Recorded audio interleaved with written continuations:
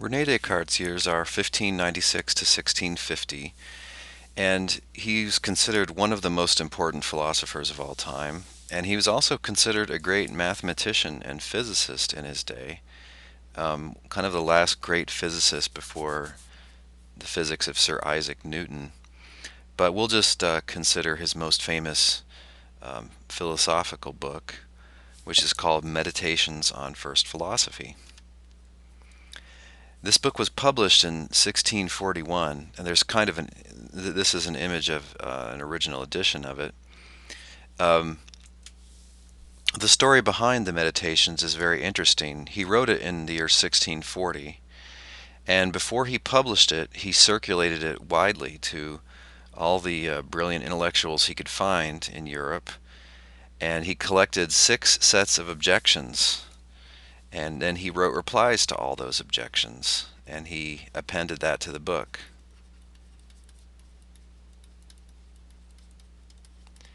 Now that's a man who's confident of his ideas. He goes out, finds all the people who disagree, gets them to write up their objections, and then he answers all those objections. And this is before he's even published the book. Um, in 1642, he added a 7th set of objections and replies. So that's pretty interesting. He was pretty confident of his philosophy, and he thought that he could argue for it well, and defend it against all comers. And in this book, he says that he has 2 main aims. He wants to demonstrate or prove that God exists, and that the human soul is not physical,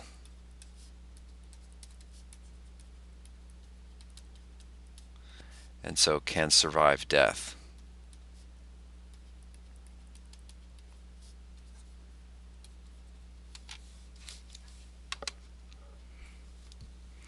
So even if your body is destroyed and then it rots away into who knows what, still you might still exist because there would be something left over, your non-physical soul. So is this a religious project? Kind of, but not really. Descartes was a Frenchman and a Catholic Christian, but you'll notice that nothing in this discussion appeals to religious authority. So he thinks he can demonstrate that God exists by reason alone, and that the soul is not physical. He's going to try to argue that by reason alone. We'll look at that later in the course.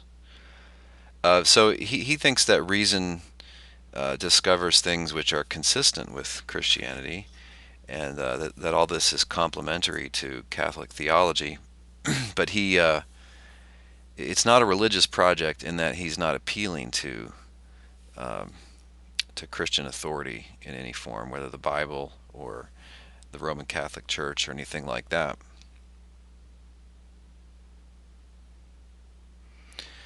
Okay, but in the first 2 chapters of Meditations on First Philosophy, Descartes is considered about knowledge and skepticism, and he wants to find some certain ground for human belief. And Descartes himself gives these 2 analogies in his replies to the objections. The first is, suppose you have a big basket full of apples, and you want to get the rotten ones out of there. How are you going to do that? Well, you can't even see all the apples in the basket. So what you got to do is dump the basket out, and then you can pick through the apples one by one and get the rotten ones out. That's how you'd get the rotten apples out of your collection. Now, the rotten apples represent false beliefs, or beliefs about which we cannot be certain, either way. And we don't want to have any false beliefs, and we want certainty. We don't want for the whole structure of our knowledge to be called into question. So what he's going to do is what other philosophers have called a procedure of methodological skepticism.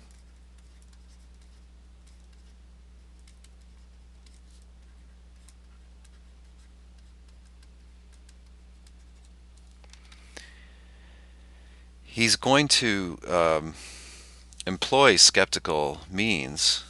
He's going to show us how most of our beliefs can be doubted, and most of our beliefs are such that we cannot be certain that they're true. But he's not doing this in an attempt to show that human beings don't know anything. He's doing this in an attempt to show that we do know things. He just wants to root out all the doubtable beliefs and find one that's indubitable, one or more, and which can be a foundation for the other things that we know. Another analogy he gives is, you can consider all your beliefs in total, your whole worldview, as a building, but it's a shaky building, and it might fall down. And so the procedure is to tear it down until you reach a really firm foundation. When you find that firm, unmovable foundation, then hopefully you can rebuild your house back. So Descartes is not a friend of skepticism, much less global skepticism. He's an enemy of it. He wants to show that human beings do have knowledge and that we have a lot of knowledge. And in particular, we know those two things we just mentioned, that God exists and that the soul is immortal. But to get there, he wants to employ skeptical thought experiments to try to root out any belief that can be doubted. Now, Descartes, as I mentioned, was a mathematician, and this seems to have affected the way he thought about human knowledge. I call this Descartes' mathematical assumption about human knowledge. And you have to think about your own experience with something like geometry. Right? How do you know something in the kind of geometry that you probably had in the 10th grade? Well, there are axioms which are supposed to be just something we can just see to be true. They're supposed to be self-evident. And then there are things that you can prove from those axioms. So you give a formal geometrical proof, and on the basis of that proof and the axioms, you know whatever the conclusion of it is. So human knowledge consists of two sorts of beliefs, he assumes. There are self-evident truths recognized by intuition, call those axioms, and then there is what is deduced from these by valid arguments. So what is proven?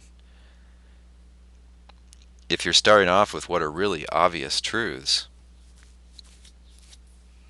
and you have a perfectly clear, well understood argument constructed from those that it's obviously valid, then it looks like you've proven the conclusion. You could be just about as certain of the conclusion as you were of any of those axioms. Okay, so how does this methodological skepticism work? Well, what Descartes does is he goes through different classes of beliefs,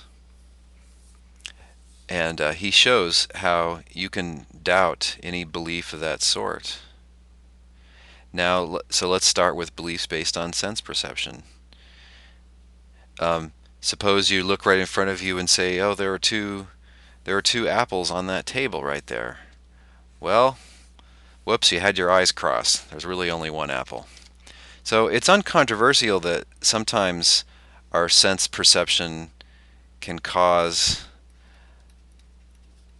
us to form false beliefs.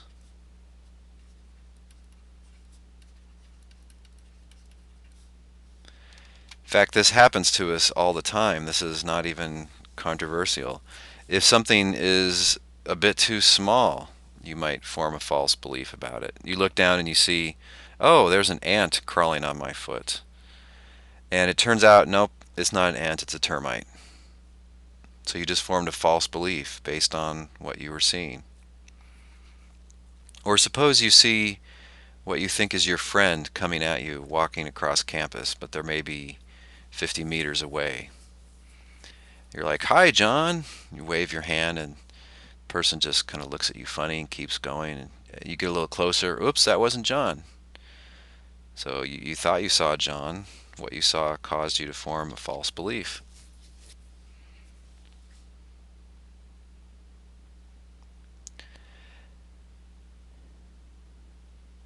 So it's uncontroversial that you can form false beliefs based on sense perception. So consequently, for any belief that's formed on sense perception, it looks like you could be mistaken. If we're looking for something that can't be doubted, then it can't be a belief like this.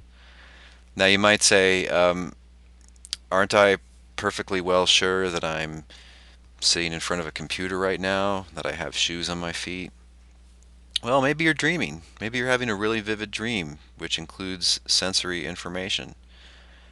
Um, it looks like you couldn't be sure that that's not happening, right?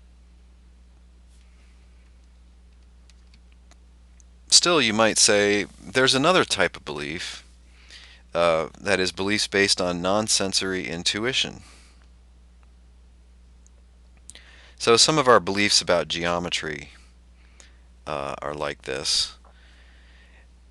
How about your belief that 1 plus 1 is 2? How about your belief that there are no square circles?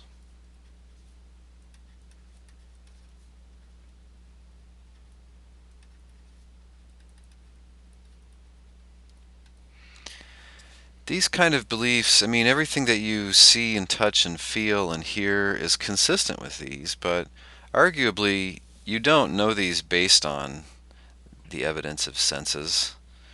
You just sort of see them with your mind's eye. I mean, if you grasp the concept of 1 and the concept of 2 and the concept of addition, then, I mean, if you have one thing and you add another thing, then there are two things that you're considering. Look, even if you never had any sense of vision, any sense of hearing, any sense of touch, you would still be able to know that, right? If you had the concept of a square and the concept of circle, you would know that there have never been, there could never be square circles. That would be something which is a square and isn't a square, or something which is a circle and isn't a circle. Now, what about those? So maybe you can't know that you've got shoes on your feet right now. Maybe you can't know that the lights are on in the room. Maybe you can't know that that's your friend coming at you 50 meters away. But can't you know that every triangle has three sides? Can't you know there are no square circles? Don't we just have a simple apprehension of these with the mind's eye, as it were? Well, you might think so. But Descartes has a series of arguments which are designed to show that we can't be certain even about these. Here's one way to approach it. What if we discovered a new race of aliens? They're on some planet. Maybe these are aliens like in Star Trek. You know, they look much like human beings. They just have a different forehead. Um, and these aliens, it seems, are geometrically handicapped. You say, you understand this is a square, right? You have to imagine that I'm drawing this correctly with straight connected lines. They say, yep, that's a square. And let me get rid of that. Um, and you show them a circle.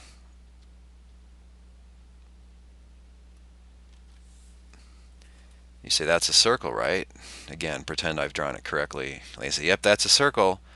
And you say, well, we know there are no square circles, right? And they're like, no, as far as we know, there could be.